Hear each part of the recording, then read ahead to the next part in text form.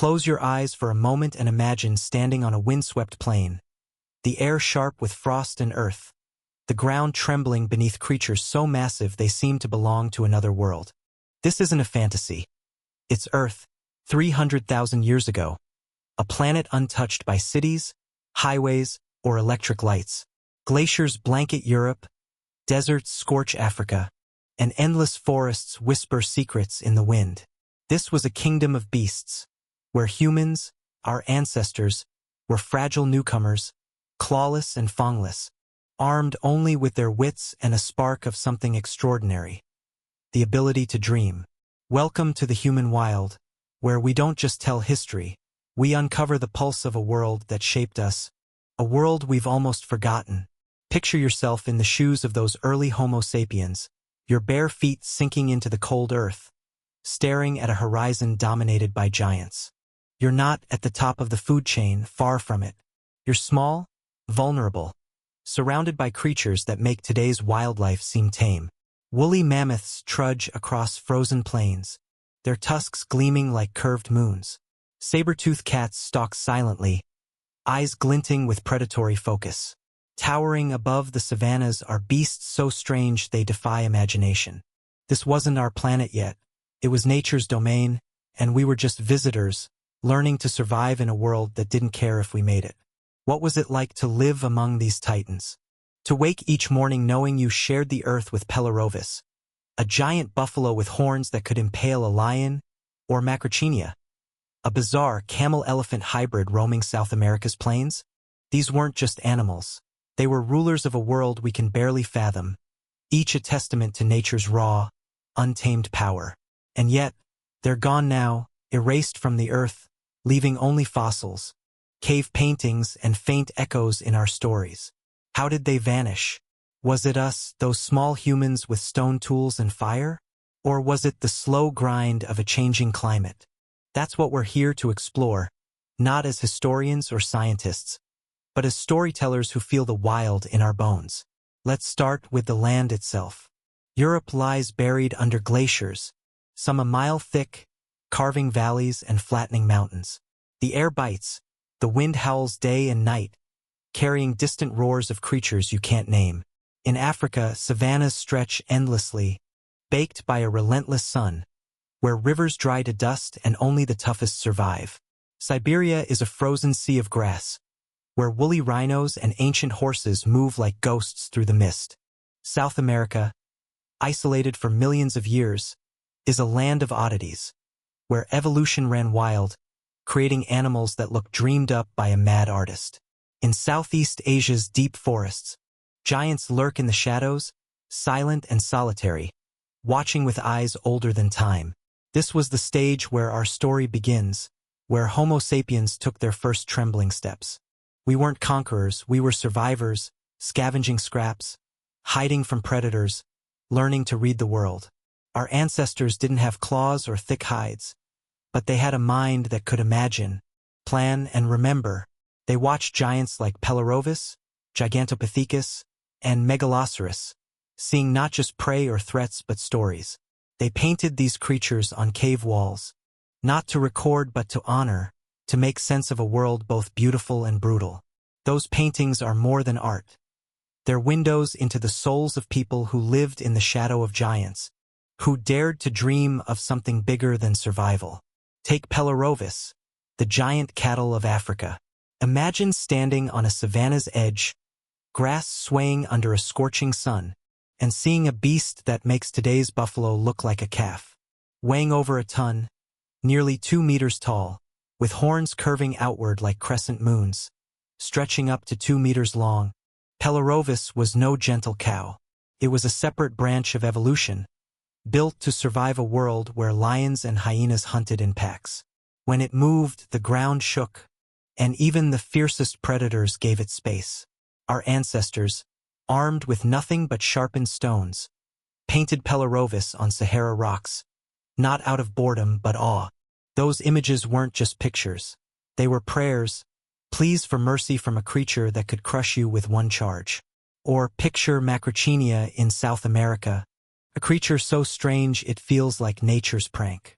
It had a camel's body, a giraffe's neck, and a nose like a baby elephant's trunk, rising from the center of its face. Not a horse, not an elephant, not a camel, it was something else, a product of millions of years on a continent cut off from the world. That nose helped it sniff danger, regulate heat in the tropical sun, maybe even forage underwater. Scientists puzzled over its fossils until 2017, when DNA from Patagonia revealed its closest relatives were horses. But no matter how clever, Macrauchenia couldn't outrun us. When Homo sapiens arrived in South America, its days were numbered. Then there's Nothrotheriops, the giant ground sloth of North America. Forget today's cute, lazy sloths. This beast stood over 2 meters tall, roaming Arizona and Nevada deserts, feeding on tough yucca and razor-sharp agave. We know this from fossilized dung, yes, poop, found in the Grand Canyon's Rampart Cave, packed with plant matter showing it was a desert survivalist. Some samples are just 11,000 years old, meaning Nothrotheriops walked alongside the first humans in the Americas. No asteroid or volcano ended them, just stone-tipped spears and clever hunting. Sometimes extinction comes not with a bang but a slow, deliberate step. And Civatherium, the deer with godlike horns, standing over 3 meters tall, weighing more than a ton, it had 2 pairs of horns, one like a giraffe's, another curled like a moose's crown. It roamed from North Africa to India, feeding on soft branches and tough grasses, a sacred beast that looked like it stepped from a temple painting. In ancient India, they called it the beast of Shiva, god of destruction and creation. But even gods fall. Civatherium didn't die in battle. It faded, leaving carvings on stone and a trace of its bloodline in today's giraffes. We killed the god of the wild, and only reverence remains. These creatures weren't just animals. They were the pulse of a world that tested our ancestors' courage. But the story doesn't end here. The wild has more to show us, more giants to meet, and their tales weave into the tapestry of how we became who we are. Let's step deeper into that wild, where the earth pulses with life and every shadow hides a story.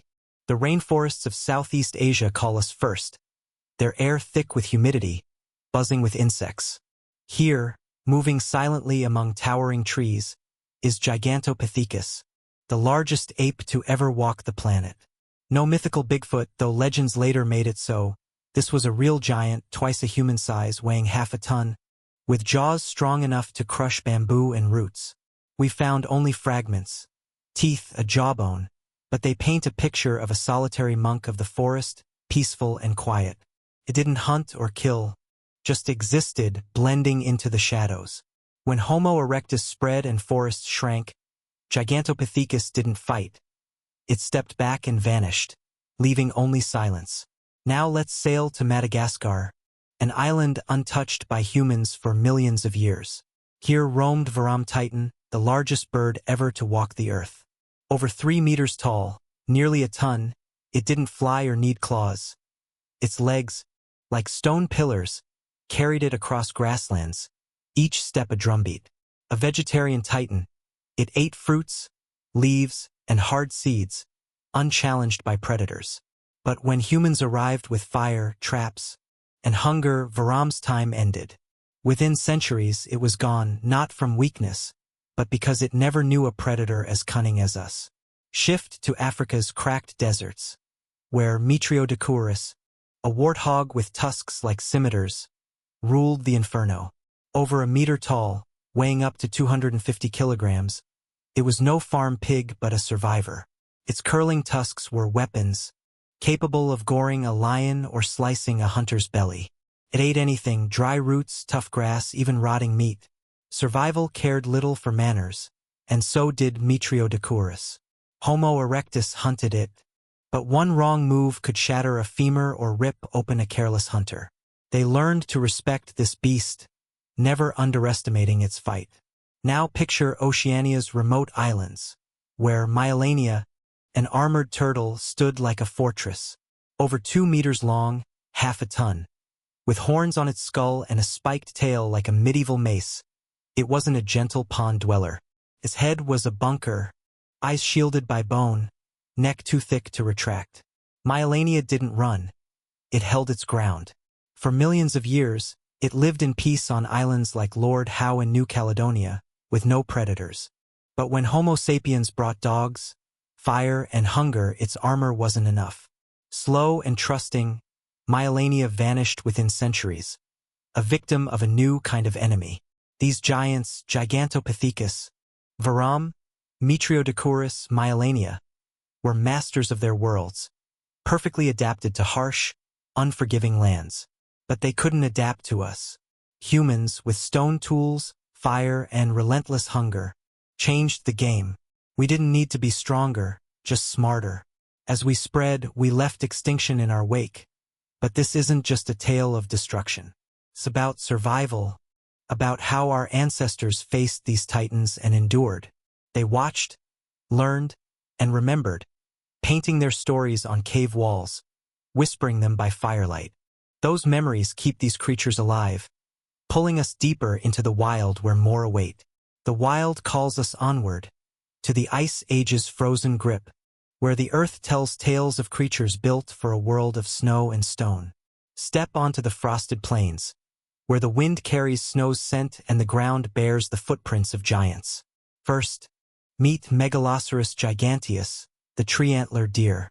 Not your average deer, it stood nearly 2.5 meters at the shoulder, weighed half a ton, with antlers 3.6 meters wide, like ancient branches in the mist. It didn't fight or hunt. It grazed on tender grasses and leaves, its presence commanding awe. Our ancestors painted it at Lascaux and Chauvet, antlers radiant like relics. They saw divinity, not just prey. But reverence didn't save Megaloceros. Hunted for meat and hide, its antlers became a burden as forests replaced plains when the climate warmed. As glaciers melted, it faded, leaving a hole in the ancient imagination. Now roam Europe's grasslands, where aurochs, the primal cattle, moved like black shadows. Nearly 2 meters tall, over a ton, with horns sharp as spears, they were no dairy cows. Untamed, unyielding, they were the peak of wild cattle, ancestors of modern breeds but fiercer. In Lascaux's cave art, they were burned into stone with charcoal and fear. To hunt an aurochs was a rite of passage, a story told by firelight. Not everyone passed the test. Bringing one down meant more than meat. It meant glory. On the frozen plains, the woolly rhinoceros, Coelodonta antiquitatus, walked in silence, weighing up to 3 tons. Cloaked in oily fur, it was a god of the ice age. Its flat nose shoved snow aside for frozen roots, moving with unhurried grace. It lived in herds, migrating with melting snow, enduring for tens of thousands of years. In Chauvet caves, humans painted it as a spirit solid as mountains. But when the ice age ended and grasslands faded, it couldn't adapt. Not humans or war, but a changing world silenced it. Then there's Panthera leofossilis, the forgotten lion king. Over 600,000 years ago, it roamed Europe, 1.5 meters tall, over 3.5 meters long, bigger than modern lions. It didn't roar or form prides. It hunted alone, silently stalking baby mammoths and giant deer. Homo heidelbergensis walked the same lands, perhaps fighting, fearing, or drawing it in charcoal. It didn't die in defeat. It stepped aside, leaving the throne to its roaring descendants. These creatures, Megaloceros, aurochs, woolly rhinos, ancient lions, were the heartbeat of a world that tested our ancestors' will.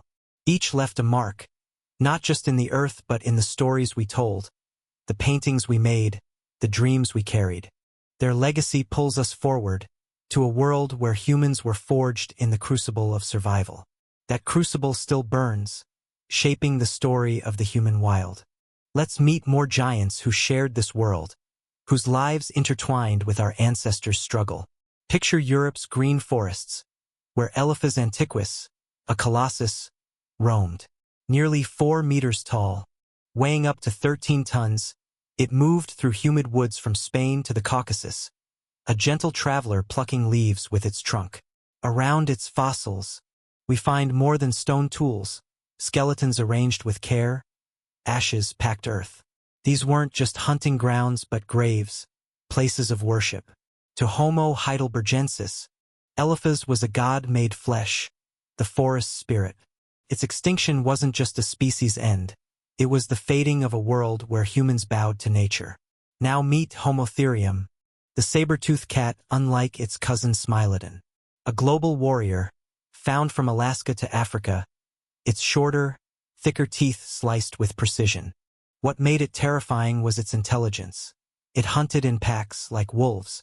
In caves, we find traces of clashes. Homo erectus with stone axes and fire facing Homo saber teeth and tactics. We don't know who won, but Homo vanished, and Homo erectus kept writing history. What did it mean to live among these giants? Our ancestors weren't kings, they were small, fragile, dwarfed by creatures like Eliphaz and Homo. They weren't as fast, strong, or massive, but they could dream. They saw Megalosaurus's antlers as sacred, carved aurochs with fear, honored Eliphaz with graves. Those dreams gave them strength, kept them alive in a world that could crush them. Each giant was a challenge, a lesson, a story that shaped the human spirit, pushing us toward the final chapter of this wild tale. We've walked through a world of giants, from Africa's scorching savannahs to Europe's frozen plains, from Oceania's islands to Asia's forests. We've met Pelarovis, Macrauchenia, Gigantopithecus, Eliphaz antiquus, creatures that seem impossible yet shaped our ancestors' world. Now, as we close the human wild, let's reflect on what it means to be human in a world of titans. Those early Homo sapiens weren't born to rule, they were born to survive. They wandered in the shadows of giants, facing saber-toothed cats, woolly rhinos, and giant birds with nothing but stones, fire, and each other. But they had a gift no other creature possessed: the ability to see beyond the present. They saw an aurochs and imagined a story. They saw Megalosaurus's antlers and dreamed of spirits.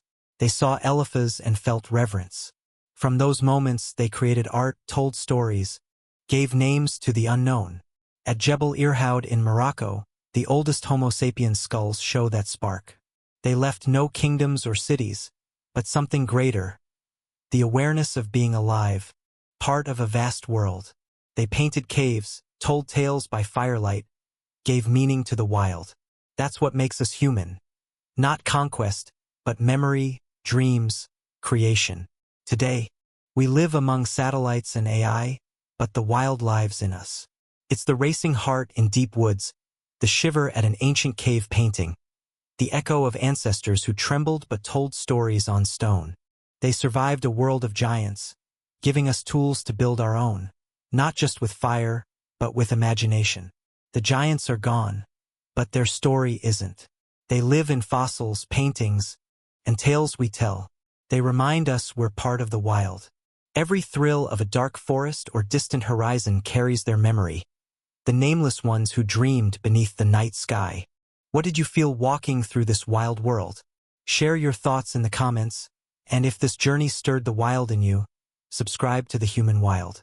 Join us to uncover our species' true history, carved in blood, bone, and stone. Because if we don't tell these stories, no one will remember we were once wild.